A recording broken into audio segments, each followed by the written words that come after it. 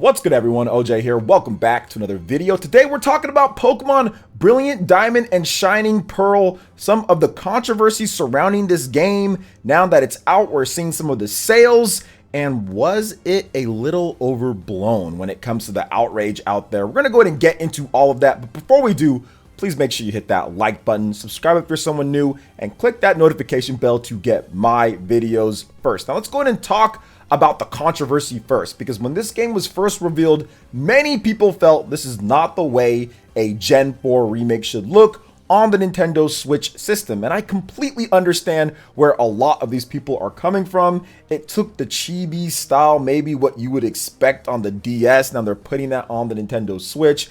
Obviously, the Switch is capable of much more. This led to all sorts of outrage over the internet, people complaining, saying that it's not worth 60. There was all sorts of stuff, which people are actually allowed to do. Like, I completely get that, and I understand the controversy with the graphics when it comes to it, and also with the developer, ILCA. It's not Game Freak, which some people don't understand that. Game Freak was looking over it, the Junichi Matsuda, like he was overviewing the game. But for the most part, the developer is outside of Game Freak, outside of Nintendo. They paid them to make this, or Game Freak or the Pokemon company paid them to make this game as they continue work on Pokemon Legends Arceus, which is coming out very soon here in January. So there was a lot of controversy with the graphics in the game. It felt like a low effort on many people's end. That was before anybody actually played the game and everything. So this kind of happens a lot with Pokemon games, so it's nothing new. This has happened, I think,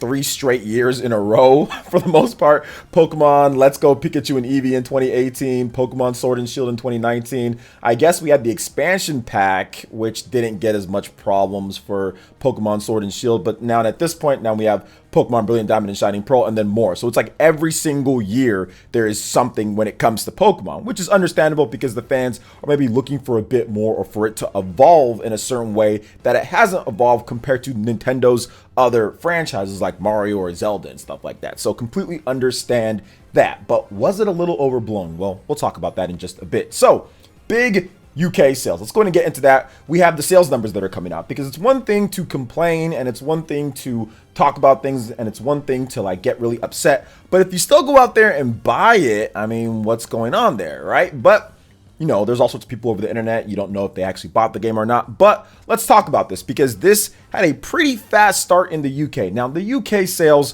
when it comes down to things, guys, UK is not a huge market for Nintendo. It's actually one of their smaller markets. If you look at the overall, even say, I would say like pound for pound or like per capita of people living there and how much they sell, it's nowhere near as good as other regions. There's better regions in Europe.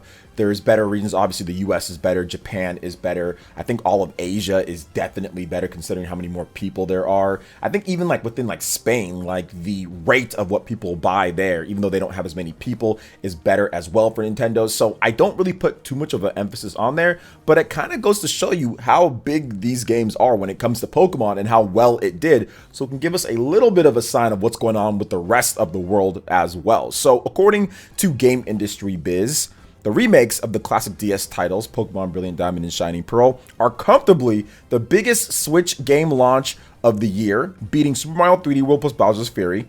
In fact, Brilliant Diamond achieves that alone without even counting Pearl's sales. So if you just count just Brilliant Diamond, it beat out pretty much everything on the Nintendo Switch as exclusives. That's pretty impressive. Now, Brilliant Diamond takes the #1 position, followed by Shining Pearl at #2, while the double pack featuring both games lands at #9. Now, the Pokemon games combined are the second biggest boxed game launch of the year, behind FIFA 22, but ahead of Call of Duty Vanguard. Now, compared to other mainline Pokemon games, this is just the UK once again, guys. On the Nintendo Switch, launch sales are 26% down over Sword and Shield, which were the big new Pokemon games released in November 2019. Sales are up 13% over Let's Go Pikachu and Let's Go Eevee games, which were released back in November of 2018. So it was above that for the last remake, but below the big new game. And that's pretty much how it's always going to be when it comes to the Pokemon games. The remakes are going to sell slightly lower for the most part than the big new games.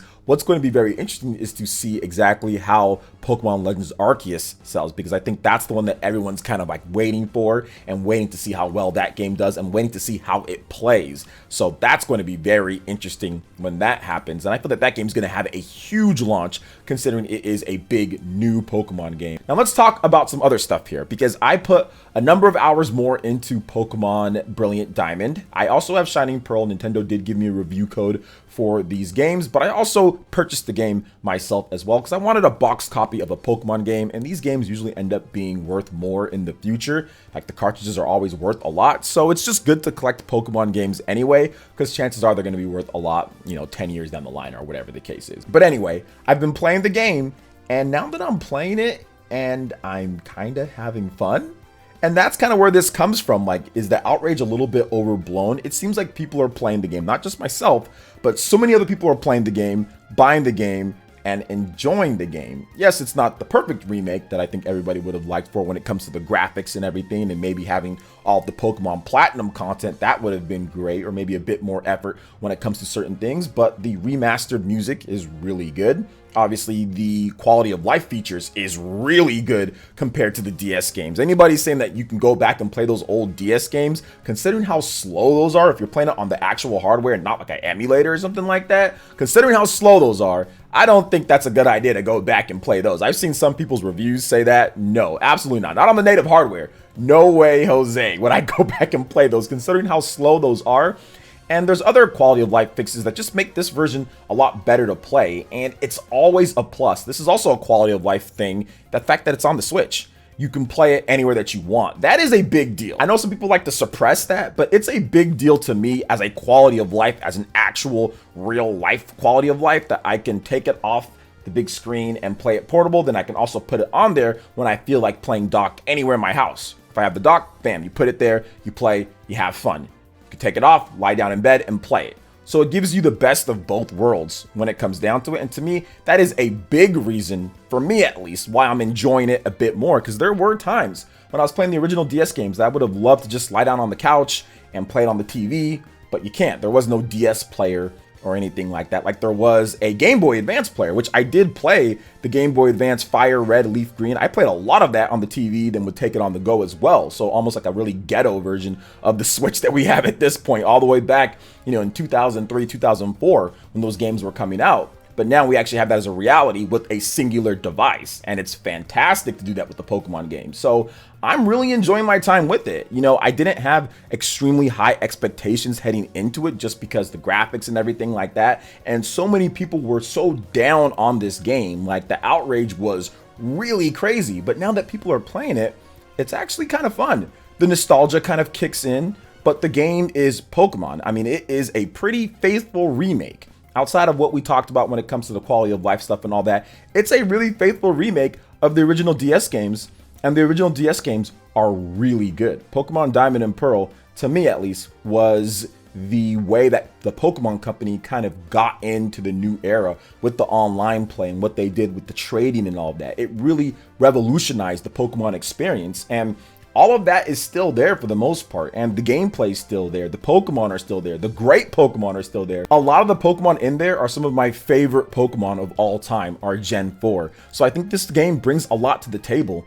And now that people are actually playing the game and enjoying it and going to the underground and getting cool Pokemon that you didn't do beforehand, people are just having fun. The nostalgia's kicking in, the gameplay's kicking in, the tried and true gameplay's kicking in. People are trading with their friends a lot easier than what you could do even back then on the DS. It's a lot faster as well. You have some great features to back that up too. So everything kind of makes sense now. And it's even easier now in today's day, because back in 2007, YouTube was barely a thing. So you don't have guys like Austin John Plays telling you exactly how to do this and that, how to get everything. So it's really cool when you have that experience in the palm of your hands in addition to your TV, and you can look to see how people are playing the game, or look to see all these cool different things that you can get, and also what you can do to just enhance your experience, right? So you have all of that, and I think that's why people are just enjoying it now that it's actually in their hands. Now, I'm not saying everybody who was really upset and have been playing the game aren't still upset with it. I mean, I'm pretty sure that there's still those people. Just because the game is selling really well, it's #1 on Amazon, or one of the top on Amazon,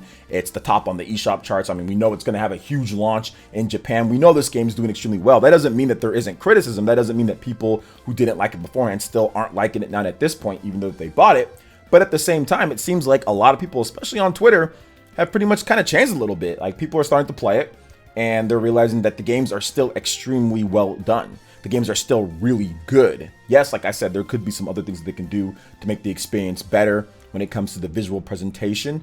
But overall, the music is fantastic. The gameplay is still really good. The Pokemon are great. And I've been having a blast playing it. I've put a number of hours in at this point, and I like the features that they added in. I think that it's really cool. Obviously, in the future, I'd love to see them kind of do a bit more.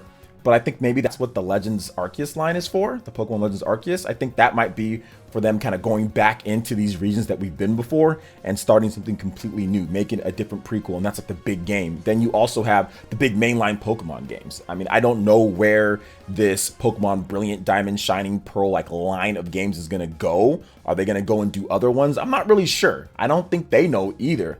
But for what it is at this point for Gen 4, I think it's pretty cool.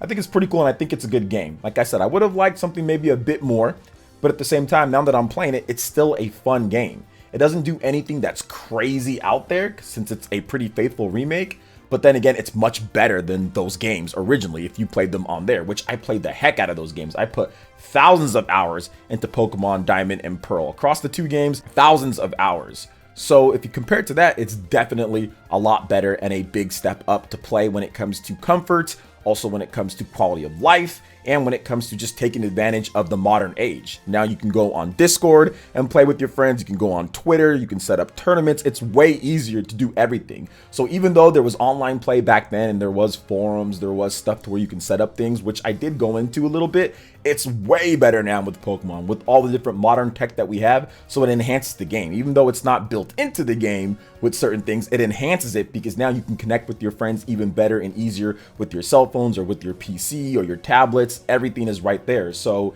if you're into Pokemon, it's the best right now when it comes to, you know, connecting with your friends and playing it, because there's so many options for you to use to enhance the Pokemon experience when it comes to a social factor in the game. So I think things are somewhat overblown a little bit when it comes to the Pokemon outrage based on what I'm seeing people say and having fun with the game, but I could be wrong on that. What do you guys think in the chat?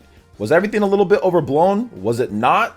What's going to go down in the future for Game Freak and the Pokemon Company? Let me know your thoughts in the comment section below. All right, guys, that wraps it up for this one here. Thank you guys so much for watching. I do appreciate it. Please make sure you hit that like button, subscribe if you're someone new, click that notification bell, and we will see you for the next video. Peace.